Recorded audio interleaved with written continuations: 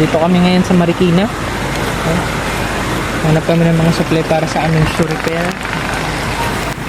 Hindi talaga biro ang pagkumpisa sa isang negosyo. Buti na lang madiskarte ang inyong kachinito. LV Leather Shoes Trading. Dito tayo namili ng ating mga supplies. Hello po. Yun yung ano nila pampaswerte.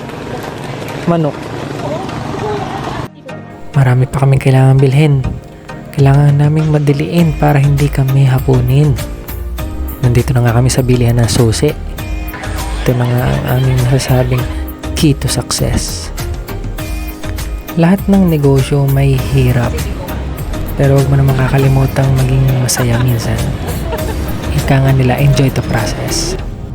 Pauwi na nga po kami at tinapon pa rin. Maraming salamat nga pala kay Insan Jopel. Babawi ako sa inyo, Insan. Hintayin mo lamang. At ito na nga, ginabi na nga kami. At dinala namin sa aming pwesto dito sa Tuwi. Hanggang dito na nga lang po mga kachinito. Maraming salamat po sa inyong panonood.